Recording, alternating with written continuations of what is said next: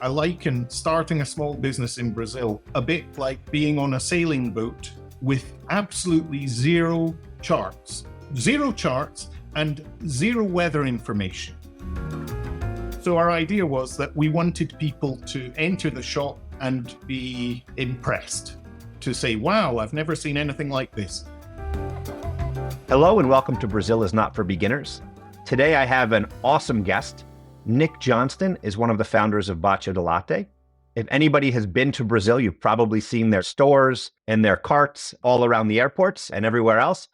Really becoming an amazing Brazilian brand, a great success story here. Nick, I'm really excited to have you on the podcast.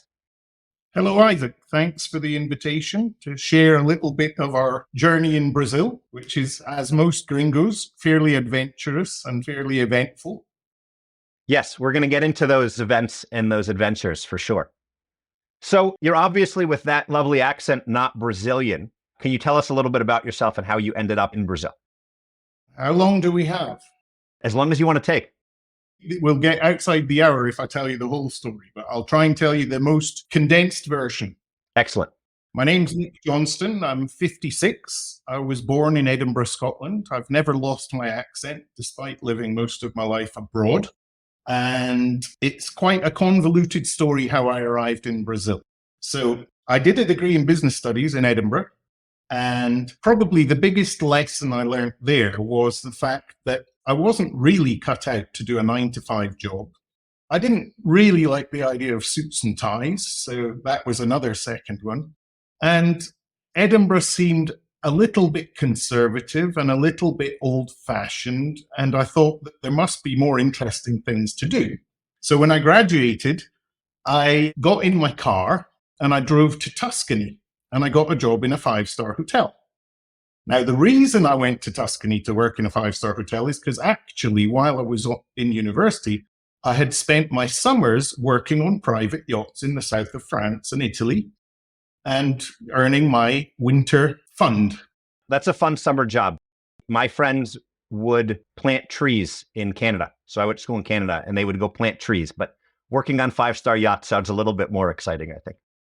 Well, we got to see the Grand Prix, the Cannes Film Festival, all of the islands. It was amazing. Very hard work, very long hours, but quite well paid and fun.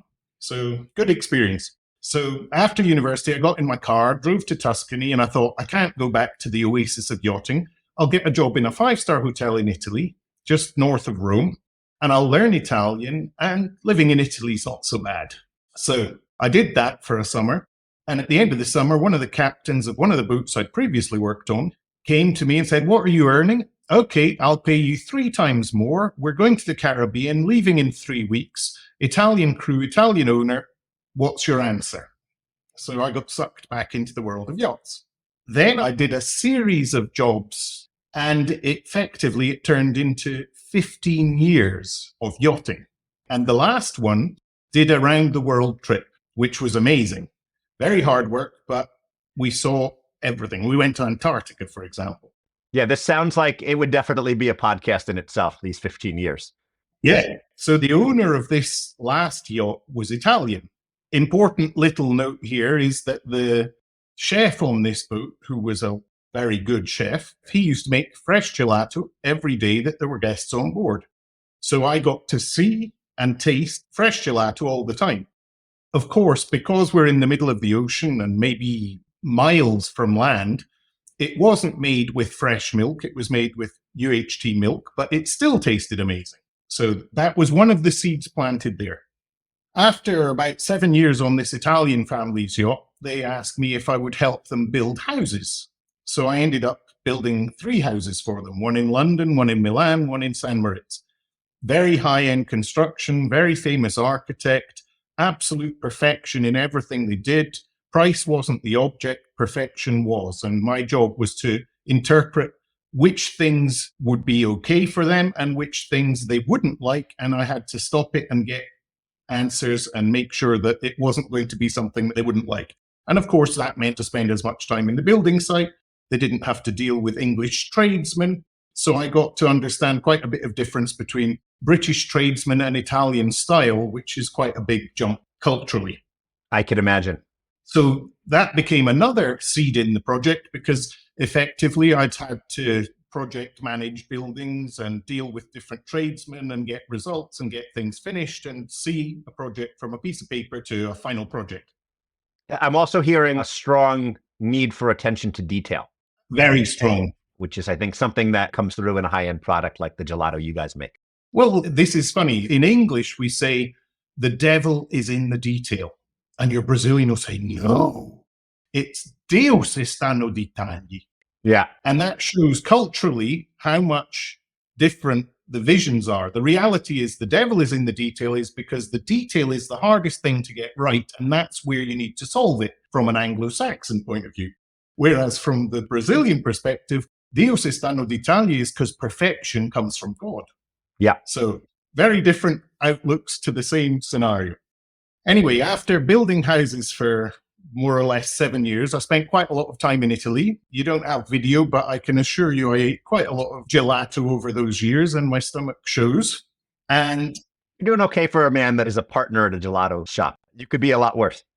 So then one of the crew members of the Italian boat, the engineer that I'd shared a cabin with for 3 years or something, he phoned me up and he said, I've just bought a sailing boat in Europe and I'm planning to sail to Australia. Wouldn't you like to do one of the legs? I said, wow, that sounds interesting. He said, so where do you want to go? And I said, well, what are the options? He said, well, the first bit's from Spain to Brazil and down to Argentina. I said, perfect, sign me up.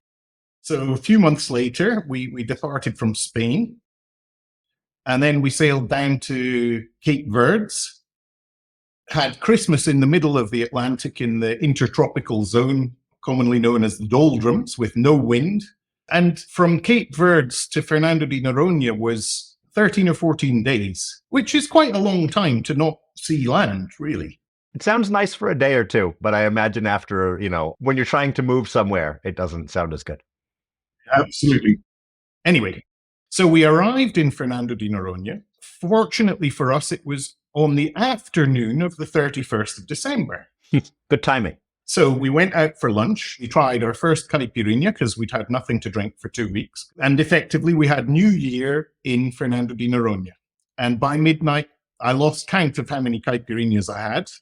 I had fallen in love with the country on my first ever day, probably influenced by the caipirinhas, because sugar hides the citrus hides the alcohol, and you think you're drinking juice, and in fact, it's very strong. Yes. So I think by midnight, I'd decided I was in paradise and I was going to stay in Brazil. Little did I know that the rest of Brazil's para baixo. Yeah. But anyway, that's how I arrived in Brazil. Excellent. Excellent. So Fernando de Noronha, for those who don't know, is a tropical paradise island with restricted access off the coast of northern Brazil. How did you end up going from there to Sao Paulo? We sailed down the coast of Brazil very leisurely. So basically from Spain to Buenos Aires was like 9 months. Okay. So it was a proper sabbatical year and it was about the journey. It wasn't about getting to the destination. Excellent. So we actually saw a Brazil that lots of people don't get to see. If you're a tourist, you go to a nice hotel, you see a nice beach, and that's that. If you're on a sailing boat, you're quite often tied up in a port next to fishing boats, and you have technical problems, so you have to go to the industrial part of town to get a motor rewound. So you actually live a much more real life. But you're also not really prepared for any of it because you don't speak the language, you don't know how it works. So it was always an adventure. Yeah, I can imagine. So then, obviously, going down the coast, at one point we were in Ilha Bela and I visited Sao Paulo. And despite having traveled around the world quite extensively and been to lots of big cities, Sao Paulo blew me away. I'd been to Tokyo before. Tokyo's a huge city. But it didn't impact me the same way. I've been to New York. It's also very dense, very high rise, but I don't know. There was something about Sao Paulo that was exciting. Interesting. The fact that it was so big, so unexpected. It had everything from very tall, very fancy buildings to very small, very old buildings. It just struck me as a huge variety of unknowns. Amazing. will be completely transparent that, so my wife is a carioca, as I've said. And so my first introduction to Brazil was Rio. And I lived there for a few years, and there's a big rivalry between the cities. And, Rio is paradise, right? It's known as one of the most beautiful cities, Pão de Açúcar and Corcovado and everything that you have there, the botanical gardens. It's such a beautiful and inviting city. And I didn't like Sao Paulo the first few times I came here. It's ugly. It's a concrete jungle. It's dense. But I've grown to really love it. I really like it. The energy, like you talked about. But you're the first person I think that I've ever heard say that they were impacted immediately by Sao Paulo and loved it from the first breath. It was love and hate in the sense that it was noisy. There's lots of traffic. The buildings are very tall. When you first arrive, Jardins all looks the same. Yeah. They're all buildings from the same era. They're all on squares. There's a slight hill going down. And at the beginning, you didn't have your bearings. It was extremely difficult to get around. But I'm the same as you. For instance, when we were going down the coast, we spent 6 weeks in Rio and in the other side of the river. Niterói. So we spent 6 weeks between Baía de Guanabara and Niterói. Sounds nice. And Rio, I can assure you, from a natural beauty point of view, is undoubtedly the most spectacular, beautiful city in the world. No question about it. It's got everything. It's got beaches, it's got the ocean, it's got inlets, it's got mountains, it's got tropical forests. Amazing. The only sort of visual similarity is Cape Town and Table Mountain. I was going to say Cape Town. But Table Mountain's one feature. Yeah. Rio's got dozens of features. Yeah. Then it's got other challenges. Yes. Well, both Cape Town and Rio. And I lived in Cape Town as well. I don't know if I ever shared that with you, but I did live there. And it's got some things that Rio doesn't have, but they're the only two comparables. I think it's one or the other. Yeah. I've never seen cities that are as beautiful as the two of them.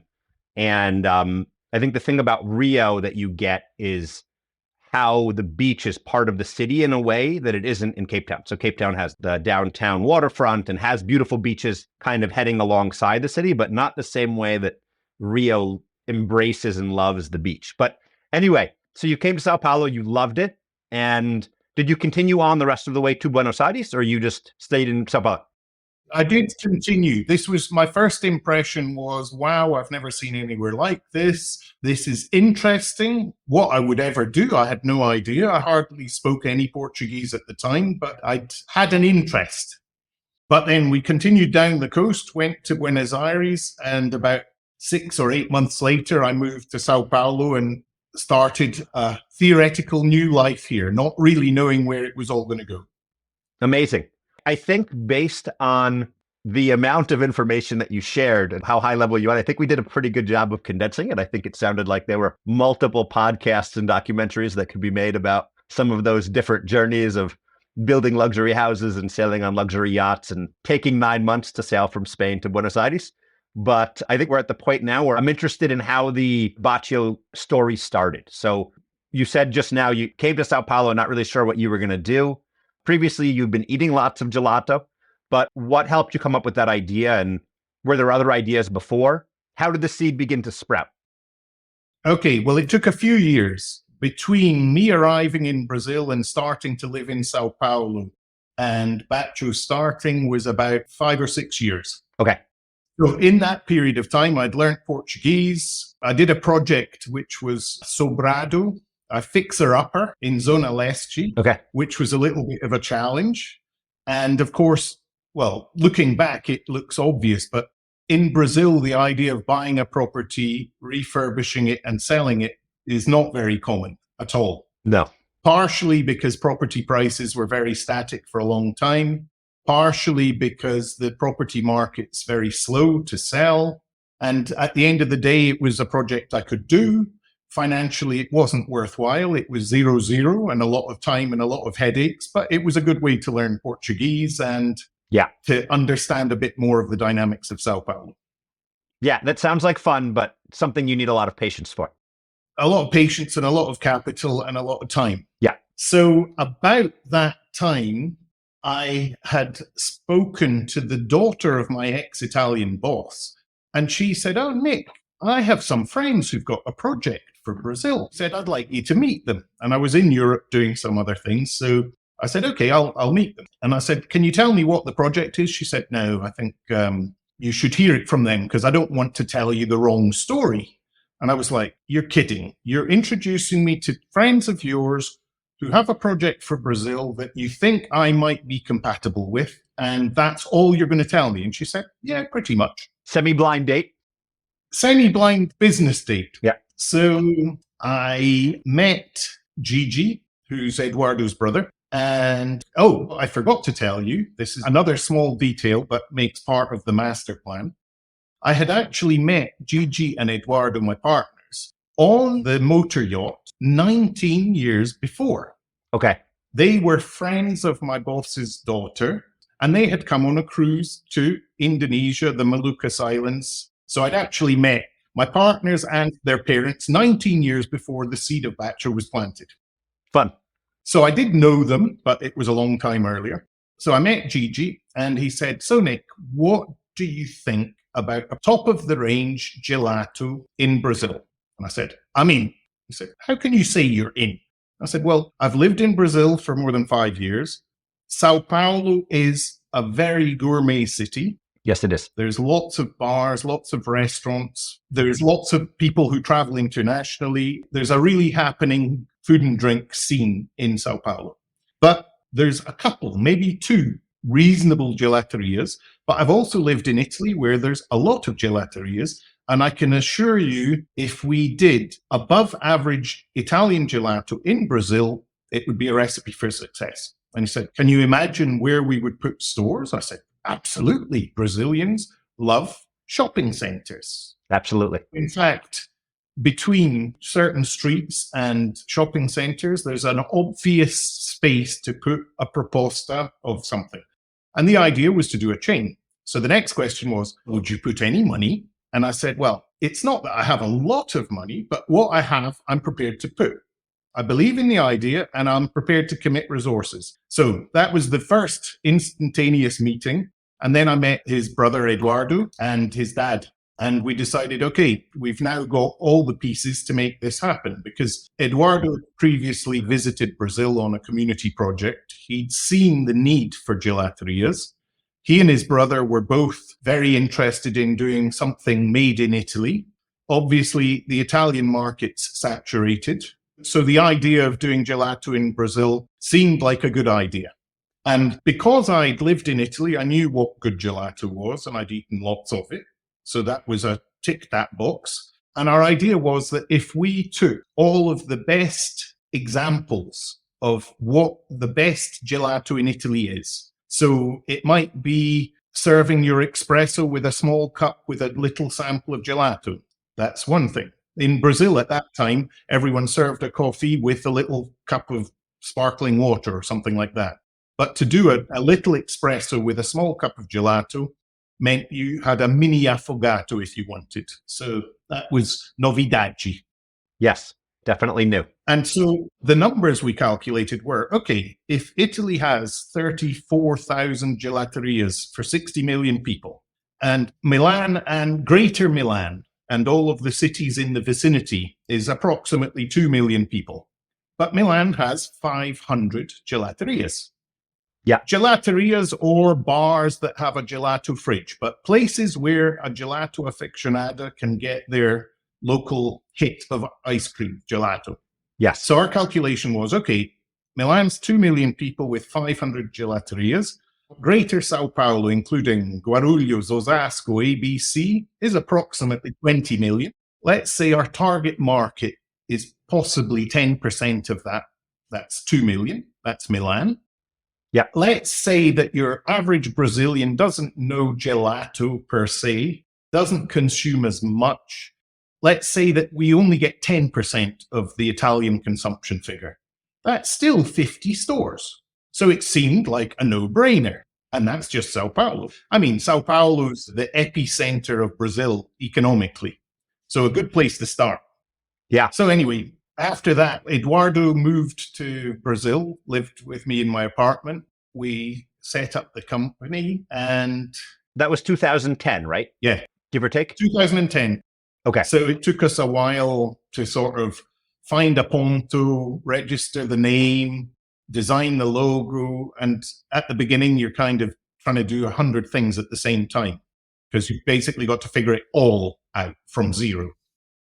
One of the reasons I asked the year as well, and this has come up on some of the other episodes, is as difficult as it can be nowadays to open a business in Brazil. In 2010, as a gringo, it was next to impossible, I imagine. Lots of time at the cartório and paperwork and paper pushing. What was it like to start a small business in Brazil in 2010 and just in general? Well, it's hard to say because everyone's experience is different, but challenging it definitely was. So you think there's a big market, you know that you can produce. We knew what we wanted to produce. We wanted to produce authentic Italian gelato in Italian machines, the way it's done in Italy, with the result of the best gelaterias in Italy. So that was the target. And we thought, well, there's enough people to justify this project. The climate's warm enough for this project. Yeah. And Brazilians love sweet things, as we've discovered. Yes, they do. But when we actually found the first shop and started doing it, the questions started to creep in. And here's one example of how challenging it is. We'd set up the business. Edu found the property on Oscar Freire, the best address in São Paulo. That was our first store. Yeah, I was going to ask where the first store was. So Oscar Freire. What people don't know is we were on the least fancy square of the better half of Oscar Freire. Okay. At that time, it was a little bit dead. Now it's super trendy and lots of nice restaurants around us. But when we first opened, it was risky. Anyway. Well, you brought the people, so you helped revitalize the neighborhood, I guess, Nick. Well, we started, and there's not that many places in Sao Paulo where people are happy to be on the street and walking around, and we sort of took part in that regeneration. Yeah. So one of the challenges, here's a good example, is that we found the property, we got the plans done, and we got several quotes from several construction companies. And we finally settled on this one company, and I'm not going to give them any advertising because they don't deserve it. Yeah. Anyway, they had amazing Excel sheets, very transparent, everything calculated. And we said, look, this is a commercial property. We need to open within, I think it was 4 months. We don't mind paying, but we really need to have an accelerated obra. Yeah. So we'd like you to work weekends and we'd like to get open as soon as possible because we're paying our rent.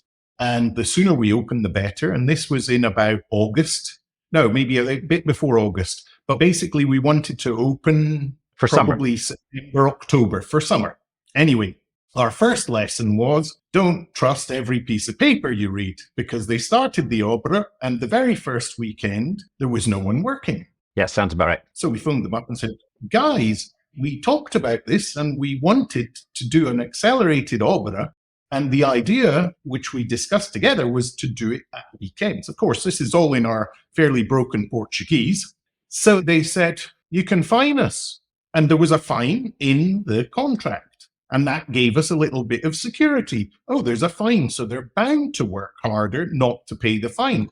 First weekend, there's no one working. And they said, well, you can just apply the fine. And we said, we don't want to apply the fine. We want to have the shop open. Anyway, so that's what happens when two gringos open their first shop on Oscar Freire. Lessons. But how long did it take in the end? Was it reasonably okay? Well, the plan originally, I think, was 4 months, and it ended up being 6. Okay. Which isn't bad, really. Yeah. But maybe we were being a bit naive and a bit too optimistic. But in the end, the result was amazing. The shop was spectacular. It cost a lot of sweat and a lot of tears and a lot of stress. But we got the objective, which was a very nice environment for people to come to. Amazing.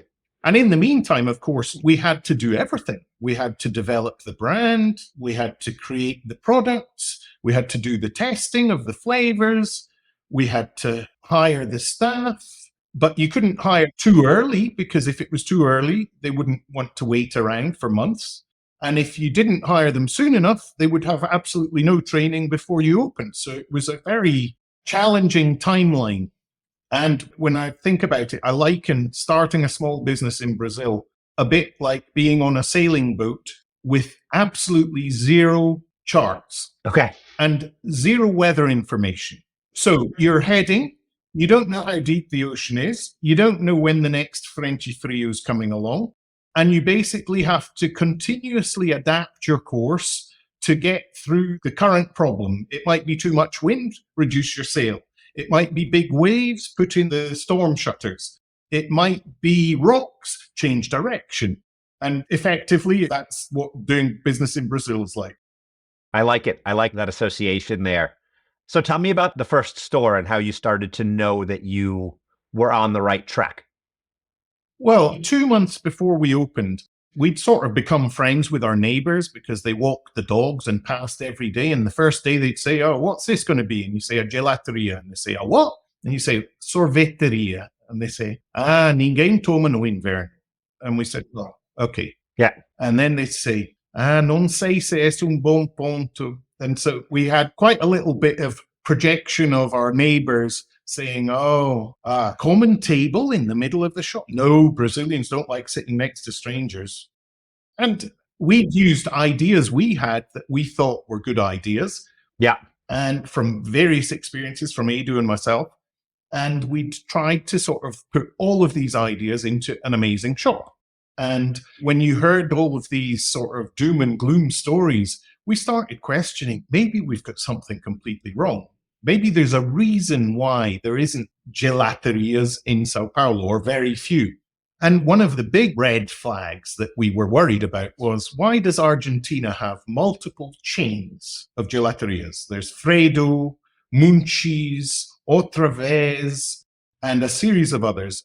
And we couldn't understand why, if it worked in Argentina, which is a smaller, colder country, why had it never happened really in Brazil? Right. And this was one of the questions.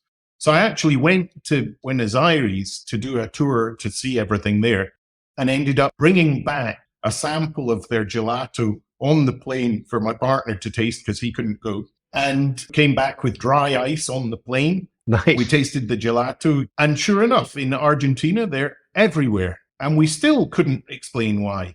And some people said, it's the Italian immigrants in Buenos Aires. And we said, well, there's plenty of Italian immigrants in Sao Paulo. Yeah. And the most convincing answer we'd heard to date, and I think it's probably the reason, is that Argentina is more temperate and there's actually an excess of fresh milk. So it seems that the combination of Buenos Aires being what used to be the Paris of South America, together with the Italian immigrants, together with the temperate climate milk, made the perfect storm to actually have lots of heladerias in Buenos Aires. That's interesting. I was actually going to ask about the ingredients here in Brazil, because obviously there's a large, agricultural industry and a lot of milk production as well. And we've talked, you and I, about how a lot of times Brazilians undervalue the great resources that they have. And this gets a little bit into some of the other initiatives that you're working on these days around some of the other legal drugs, we'll call them, that you're looking into. But that's interesting because I would think that Brazil has a similar, it doesn't have the Paris of South America, but the other pieces it has. Well, it does. And Brazil's a huge agricultural country and has lots of resources. I mean, because Brazil's hotter, the good quality milk's harder. Okay. It's not impossible, but it's harder to get. I mean, in fact, if you want to make a great gelato, it's like a pastry shop. If you use the right recipe, the right quantities, the right temperature, the product comes out the same. So as long as you're using good products, good insumos, good raw materials, good equipment, and good processes, you can consistently make a good product. And that was one of our objectives, to make an outstanding product and have it at a fair price, because we thought that it was fundamental that it was consumed, so it was always fresh. And to do that, the price couldn't be too exclusive. So we really focused on quality, and our objective was to be in the upper quartile quality of Italian gelato in Italy. So if you're in the top 25% of Italian gelaterias, and you bring that level of quality and experience to Brazil, where there wasn't really a market at that time, there was a couple of shops and there'd been a few old ones, but we thought that nobody had really done the whole package, if you like, the product, the service, the experience. So our idea was to do the whole thing, not just great gelato with traditional Italian recipes, not just produced on machines that had been imported from Italy, because there's 1,000 examples of people doing it very well there. It's not just a nice looking shop. It's not just the right temperature of the lighting in the shop. It's not just the right trilha sonore in the shop. It's the whole combination of all these little details together made an impact. Yeah, the devil. Exactly. Or Deus, depending on how you want to look at it. And so our idea was that we wanted people to enter the shop and be impressed, to say, wow, I've never seen anything like this. And then they see the vitrini with all of the beautiful colors and the textures, and they're even more impressed. And then they pay for their cup size, and they say, oh, I want a small one. How many flavors can I have? And you say, you can have 3. And they say, well, no, eu quero pequeno, non grande. Yeah. And I said, olha, não tem máfia de bola. Aqui pode pôr 3 sabores no copo pequeno. Aquela época era R$8. Yeah. So at that time, there was a Häagen-Dazs, maybe 3 or 4 blocks along Oscar Freire. And if you had a 5-year-old son and he wanted to try 3 flavors, you'd have to have 3 bolas. And 3 bolas at that time was 18 reais, and it was a big cup. And not every child or every woman necessarily wants a large quantity. And in Italy, it's all about the quality and less about the quantity. That's why your average Italian is much thinner, because they want very high quality, but small portions. I was just home in upstate New York. There's an ice cream chain called Stewart's, which is delicious and fantastic. And I always joke with people that I dream of getting their franchise. I may call you up to open up an American ice cream franchise in Brazil, but I got a small and it was gigantic. It was huge. And afterwards, I just started ordering the kiddie size because I couldn't eat a small by myself. The portions are crazy. But so you're in this phase where you're 2 months out, a month out, and you have this vision of the devil in the details of creating this amazing place that people are going to walk into, and it's going to be like nothing they've ever seen or experienced in Brazil. And your neighbors are walking by telling you that you're doing it wrong. And so you open, and how is the reaction on the opening days? Well, so we had a few sort of doubts from a few of the neighbors and the dog walkers.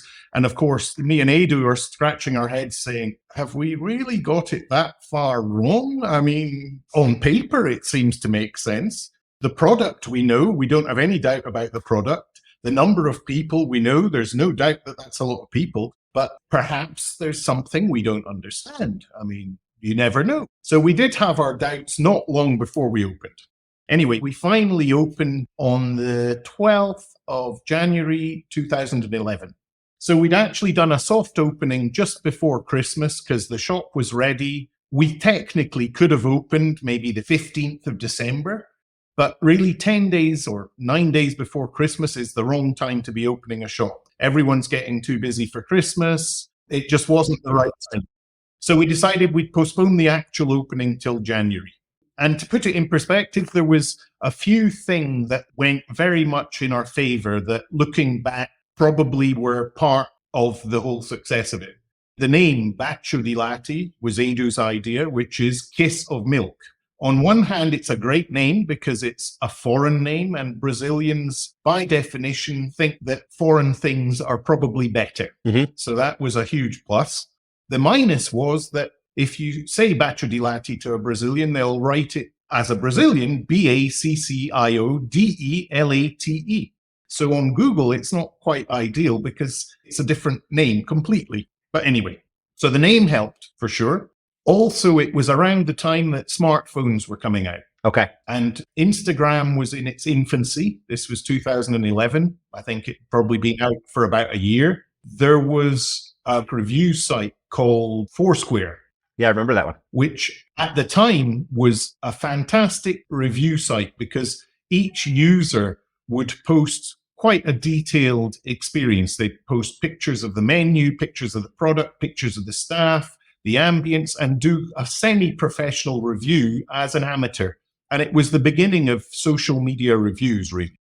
So because we had a pretty shop with a very nice, colorful product in a fancy street, and we just opened in January, the word of mouth, this is quite fundamental to this story. Brazilians love to try new things. Yes. Had we opened the same shop in Italy, France, Germany, the UK, I think the reception of Europeans to something new is a little bit more questioning, whereas Brazilians are much more likely to say, okay, there's a new thing, I'm going to try it. If I like it, I might become a permanent customer. If I don't like it, I'm never going back. But they're willing to try. Yeah. And that was very beneficial.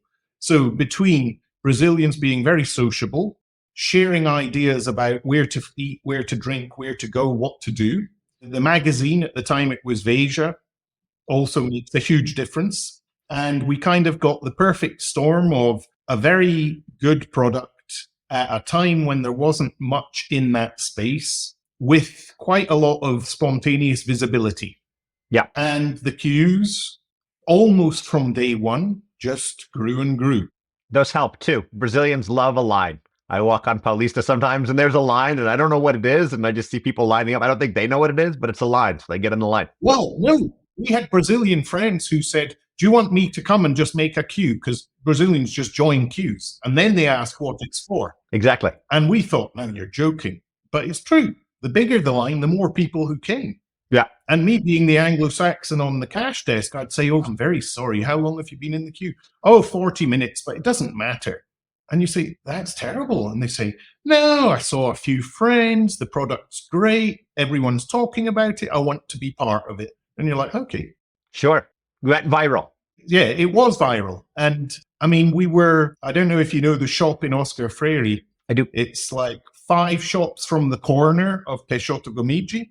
Mm-hmm. There were several days that the queue came out of our store and went round the corner. Yeah. And we would look at it and be absolutely shocked, because when we were doing our planning and somebody said, well, how many cups are you going to sell per day? We had no idea. How much fridge space do you need? We don't know. How much milk are you going to buy? We'll find out.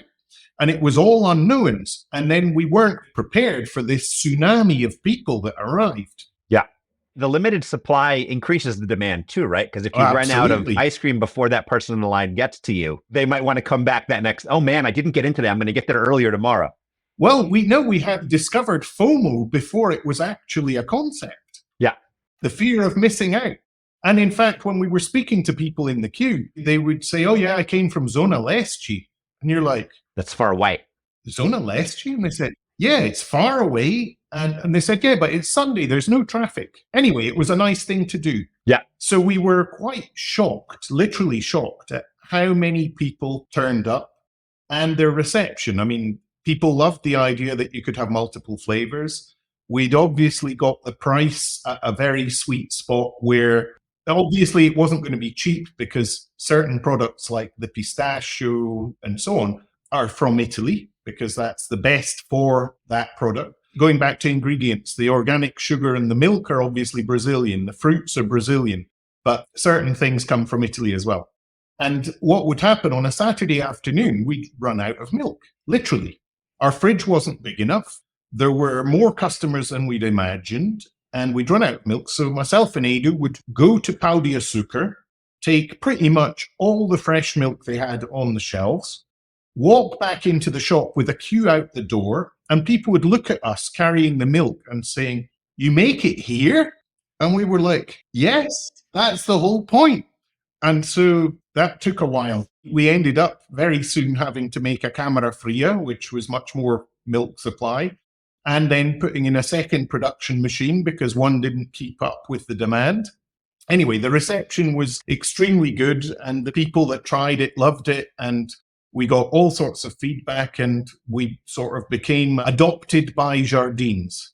So on one hand, we were very happy that after effectively a year of planning and building, a year which had finished somewhat uncertainly, then when we actually opened, it just took off, and it just went word of mouth. Amazing.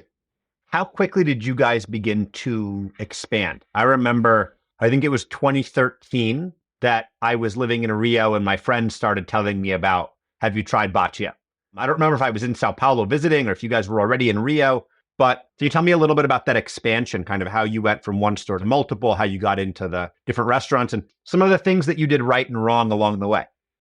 So initially, when we had these queues out the door, we were on one hand extremely happy because it was going as well as we could have possibly imagined. Yeah. On the other hand, we were very doubtful because we thought, what if we have got the perfect product in the perfect location in Jardins and it's spectacularly successful here, but this is our market. We can't go to other regions. We can't go to other socioeconomic groups. Yeah. And maybe it's a one-hit wonder. This is the place to be doing it. So Brazilians are also fatty, right? So like they pick up a fad and it's really big for 6 months and then it disappears completely. yeah, because everybody likes novidade. Yeah. So that was the second concern was, what if it's just people trying it out and then in a few months' time, everyone vanishes? So in terms of expansion, what we did was we decided that what we had to do was perfect as much as we could in our first shop before we did it again. Okay. So all of the things that we hadn't really done all that well, like training, like processes, like inventory, all of those things that were kind of just do what you can and get it done, actually started becoming a little bit more organized, more processes. Well, I mean, more efficiently serving that giant line as well, right? Yeah, well, now we had customers. Now the issue was, how much of which flavor are we going to make? How much milk do we need for the weekend? Is it going to be hot? Is it going to be cold? Is it a public holiday? Do we need to account for extra people because it's a long weekend? And there were all of these variables we hadn't really thought about beforehand, but we were now having to live through them. So here's another example of the challenges to efficiency. At the time, we had an external administrator for the company to sign the contracts and the documents and so on. Okay. And we didn't have online banking at the beginning because we were a brand new company and our payments were basically managed by this external administrator. And then, of course, with lots of sales, you need to make lots of last minute orders. So you get lots of boletos. Yep. And we had this folder with 31 dividers. So it was the days of the month. And we would separate the boletos, which are terribly inefficient if you're not organized. Yes. And of course, if you missed one day the payment, then you can't pay it in any bank. You have to go to a specific bank. And of course, all the banks have queues. So you learned very quickly that it was very advantageous to be super organized because it saved time. Yes. And of course, we were paying with the cash that we had in the till because that was the only way to do it at that time. Now it's a lot more organized, but at the time it was a total juggling act of getting the bills paid on time, the cash counted, the sales registered. It was lots of challenges. No, and the boletos have the multa, right? So they have the penalty if you don't pay them on time that gets calculated in. And it wasn't the penalty if you're a day late. It's not a particularly big financial penalty. The bigger penalty was half an hour in Banco do Brasil waiting to pay a bill of 100 reais. Yeah. I mean, that was some of the growing pains. So you worked on kind of getting operations, right? I had another question that I'm going to drop in here as well that you and I have talked about before that I imagine also came up in this first store is kind of getting the taste right? So I've said before, I'm really fascinated by Brazilian palate and the different foods that they like. And so for me, there was some morning where I was probably a little bit hungover and I was going to work and I wanted an Egg McMuffin. And I stopped at McDonald's and they didn't have an Egg McMuffin, which to me is, standard. McDonald's is known for the Big Mac and the Egg McMuffin, but for some reason it didn't do well here. And you see that in a bunch of places where, American chains come and they have to change the flavor profile. And so I guess related to this expansion and what you were doing is going from one store to multiple and getting into other places. What did you see on the flavor side that you needed to do? So you mentioned pistachio, right? You needed to bring in Italian pistachios for this public. What else did you see on the flavor side of that? Well, the great thing about gelato is we're making it on the premises daily. Right. So basically, we could make fine-tuning, we could make adjustments. If more people wanted a certain flavor, we'd produce more of that flavor. So the idea was originally to do what they do in Italy, which is make it on the premises and make it in real time. So depending on the demand, you make it. And so during this first year and a half of only having one shop, we could perfect all sorts of things, the way it was modeled, the flavor, the taste, all these things. And what became quite apparent was there were some flavors that were more popular or less popular. So as any business, you have to focus on what your customers want. Absolutely. And there was this quite funny occasion. we had an amazing mango sorbet. And I'm from Britain, where the sun doesn't shine very much. And your average mango that you buy in the UK tastes like cardboard, and it's hard, and it's not particularly sweet, and it's not very juicy. So my idea of what mango is much different from Brazilians. This mango sorbet, if you had served it in Italy, would be the number one seller by far. Anyway, in our shop, we made it. It tasted amazing. We believed it would be a huge success, and it wasn't. And we asked a few people, why is no one eating mango? Why are they just eating pistachio? And it was the fact that it's fancier because it came from abroad. Yeah. And then someone said to us, have you never seen the mangoes that just fall on the street? And of course, in the season, mango trees have hundreds of mangoes falling in the street. The truck drivers get an empty Evian bottle and eat mangoes for lunch. So of course, it's not a new experience. So in fact, we took the mangoes away. And I had quite a funny story. One day, this guy came to the desk and said, why did you take mangoes away? It was my favorite flavor. I said, well, I agree with you. Personally, I loved it, but it didn't sell because it's not fancy enough, or it's not a particularly interesting flavor because everyone's eating mango here. I was going to say that I almost sent you a message last weekend. I went to Bacio on my part of Jardim, which is a little farther than where your store is. And they had mango ice cream again. So I almost sent you a message with the mango ice cream saying it's back. I tasted it. It was delicious. Well, no, this is where it gets funny. So this guy says, you took away the mango. It was my favorite flavor. I said, yeah, it's mine as well. And he said, do you know who I am? I said, I have no idea. Who are you? He said, I'm the editor of Paladar. And I said, parabéns. And he said, and the mango? I said, if the customers don't eat it, it's not staying in the window. And he was a little bit put out, but actually we became friends because he invited us to do some custom Brazilian flavors for an event that Paladar was organizing. Amazing. And at this time, in fact, there had been various examples of companies selling Brazilian tropical fruits. So there was multiple shops selling effectively Italian Amazon fruits made as picolés or as gelato. Mil Frutas was one of them. Frutos de Cerrado was another. There was a few of the, let's say, semi-competitors, but they were focused on the Brazilian side of the equation. What we had decided is actually Brazil needs an experience where the customer who comes into our shop felt like they were taken to Italy just for 20 minutes, but they had an experience of what you would get in Italy. So we tried to focus on Italian gelato. And getting gelato to become a word was quite challenging because people would say, I want a sorvete. They'd say, vai tomar que bom. We're selling gelato. And they said, it's the same thing, isn't it? I said, no. In Portuguese, sorvete is a generic term for ice cream, which is made from cream, gelato, which is made from milk, and sorbet, which is made from water. Chemically, there are three different products, but the Portuguese language only encompasses them in the sorvete word. And they said, if you're a foreigner, you need to speak Portuguese, you need to adapt. I said, ótimo, pizza. Yeah. And they said, oh, but pizza didn't exist. And I said, try our gelato and tell me if this is the same as sorvete. It's not. It doesn't have ice crystals. It doesn't hurt your teeth. And it's creamy. So it's been a constant struggle to actually create the space for gelato, which is less fatty than ice cream and less cold than sorvete. So you've done a great job of doing that. How big are you guys in Brazil now? It's hard to probably say that because you're in a lot of restaurants and selling in supermarkets. Well, forgetting the consumer side, just in terms of points of sale in shops, today we've got 185 or 86 physical points of sale. So that includes the three-wheeler tuk-tuks, the Piaggio Appis, which are an iconic Italian cart. Yep. There's a few Fiat 500s, another Italian design icon, and a great way to promote gelato. For sure. That's in a few shopping centers and physical shops. So we're up to 185 points of sale. Amazing.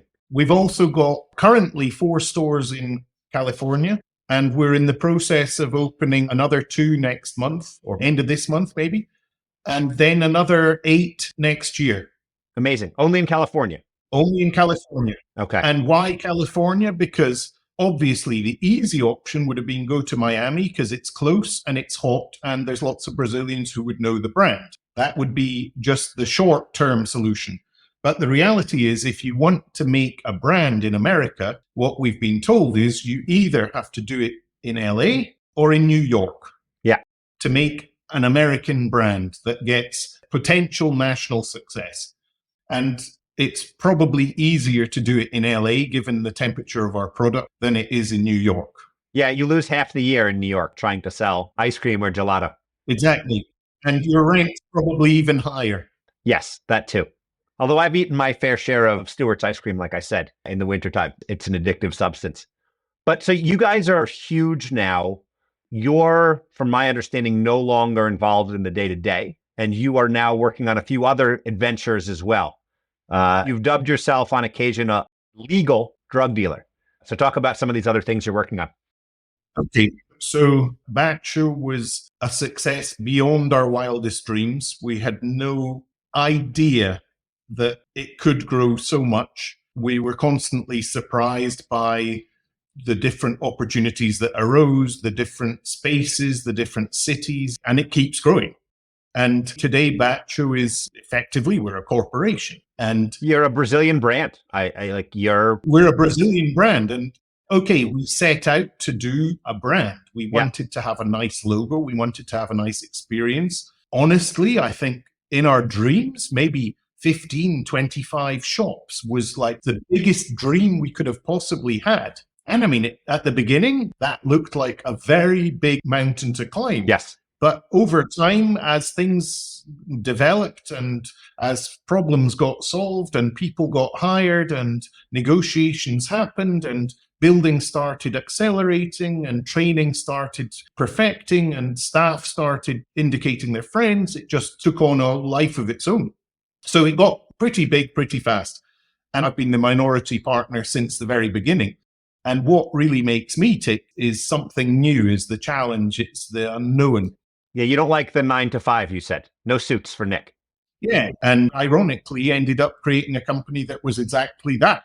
So I said to my partner, Edu, who's currently our CEO, because he represents his brother and dad, and we've also got a fund involved.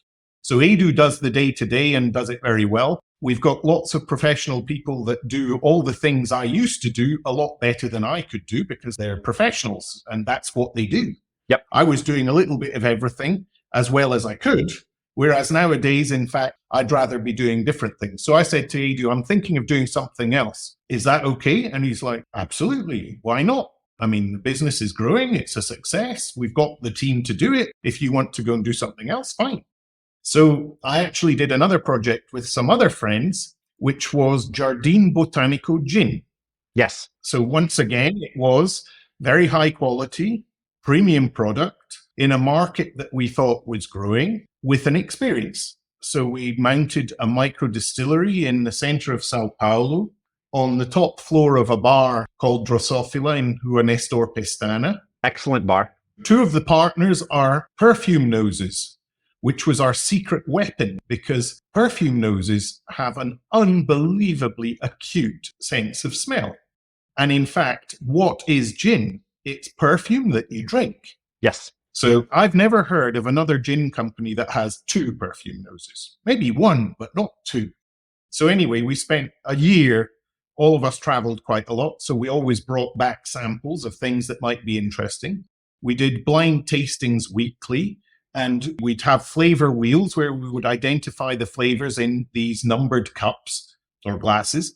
And it became very apparent very quickly that only the perfume noses really understood what they were drinking or smelling, because the rest of us couldn't sense half of the things they could sense. Right. So the bottom line is we came up with a very good recipe in a micro distillery installed in a 100-year-old house above a bar in a hip part of town.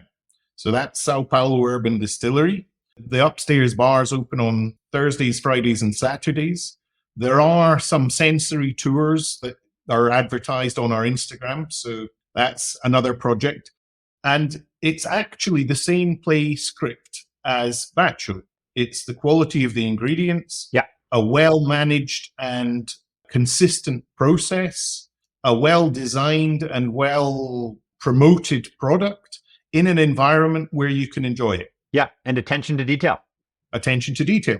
And I don't mind working extremely hard, but I have to work with something I completely believe in. Yeah. And I believe in quality, and I believe in detail, and I believe in doing something you enjoy and something that you like consuming. So if you get all that right, it's a pleasure to do it. Absolutely. And so beyond gin, you have another venture you're also playing around with, right?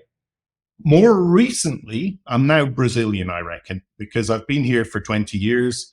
My wife's Peruvian, but we've both lived in Brazil for 20 years. And we have a son who is Brazilian. So as far as I'm concerned, I'm an adopted Brazilian. I think you're over the statute of limitations at this point. So I think you're good. Yeah, absolutely. One of the things that keeps knocking at the back of my head over the last probably 10 years is how can Brazil be the biggest producer of green coffee beans in the world? And I personally think it's a challenge to find an outstanding cup of coffee in Sao Paulo with 20 million people. Everybody's used to the free coffee at the bank that they fill with sugar. Well, the explanation I've heard, because I've put this question to many friends and people I know here, and the synthesis of the reply I get is all the best stuff from Brazil was always exported. The leftover beans aren't particularly good quality. To make them drinkable, they would be over roasted, so they became very strong and very bitter.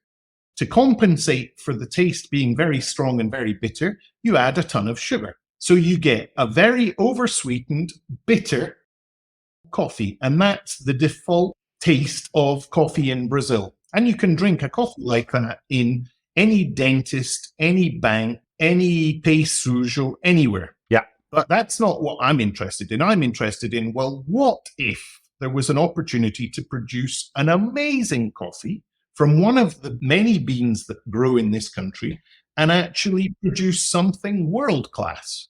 So I started doing this research project probably about 6 years ago. And I mapped all the cafes in Sao Paulo using Facebook, Foursquare, Yelp, TripAdvisor, Google My Business, all of the treasure maps for gourmet hunters. And I put them all on a big table and I added up their scores and I came up with a composite score, which was my own scoring. And I went to the top 25 because I thought, if I was a foreigner, I got off a plane, I didn't know anyone here, this is how I would find the best coffee in the city. So I had my 25 stores on my list and I'd go to them one by one and sort of try and assimilate what they did or how they did it or why they did it. And it very soon became quite apparent that coffee in Brazil at that time, this was 6 years ago, kind of fell into two camps. There was the ultra hipster, I love coffee. And that was, if you go and drink coffee there, you drink it on their terms because it's their coffee.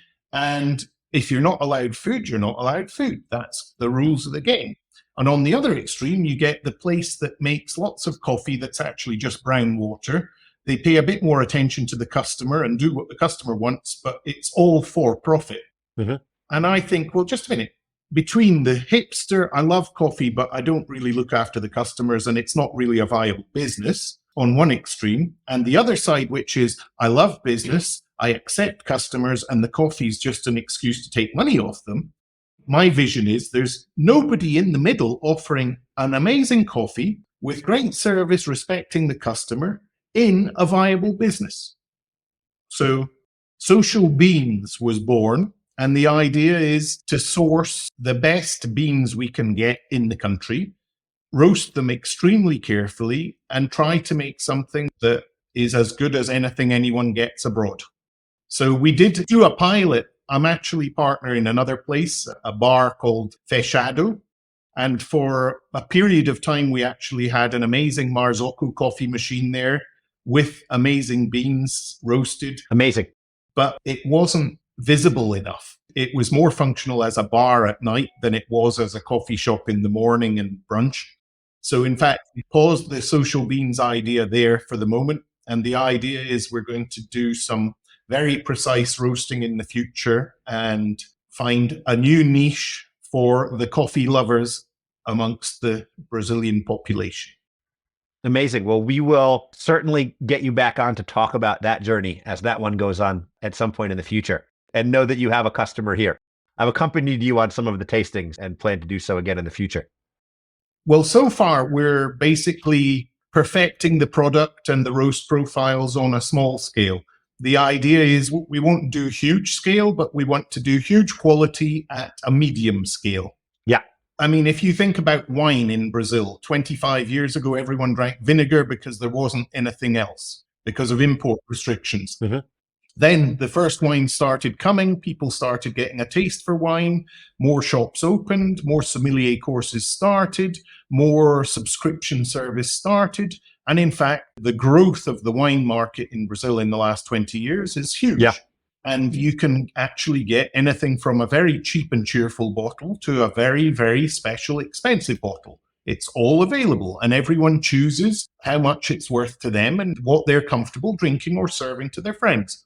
And we suspect that coffee is similar. I mean, everything's becoming more gourmet over time. Social media and this direct link to customers actually allows you to communicate more directly with customers, and customers actually discover there's a specific chocolate taste that I really like.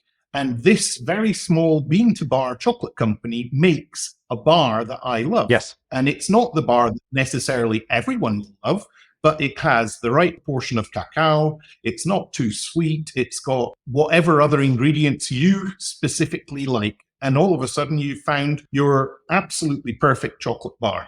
Same with cheese. 20 years ago, there was hardly any cheeses in Brazil. Now there's shops specializing in cheeses. So as time goes on, customers are understanding more, trying more things. And we think that coffee deserves to have a very good option. Yeah, like you said, it's the biggest producer in the world and produces really high quality stuff. So it's a shame that it doesn't have quality for the consumer at the level that it should. Well, the highest quality beans get sold to the international market to people who actually value them. Yep. I mean, we've got stores in LA. So every time I went to LA, I'd obviously end up going to coffee shops. And the shops are amazing. And you'd see the roaster and the proud display of Brazilian beans. And you would start questioning, why is it that a great roastery in California is proudly showing a bag of Brazilian beans, and yet there's nothing even close? Yeah, I've seen the same thing in Melbourne and in London, and yeah, it doesn't get appreciated here. Well, Melbourne's world-class coffee. I mean, Melbourne's off the scale in gourmet experiences. Yes. Australia and New Zealand are kind of ahead of the curve in coffee by a long way. Yes. Well, Nick, you've spent way more time than I thought you would with us, and I really appreciate it. Like I said, there's multiple podcasts here to be done, I think. But as we head towards the end, I always like to ask my guests, what does the expression Brazil is not for beginners mean to you? In my mind, Brazil's what they call here 880. So what's good can be extremely good, but what's bad can be really awful. Yes. And this covers pretty much everything. It could be the people that work for you. It could be the weather. It could be sunshine, or it could be flooding. And there's not much in the middle. Yes. It's that extreme. 1 minute the sun's shining, half an hour later, you're in a meter of water. It's crazy.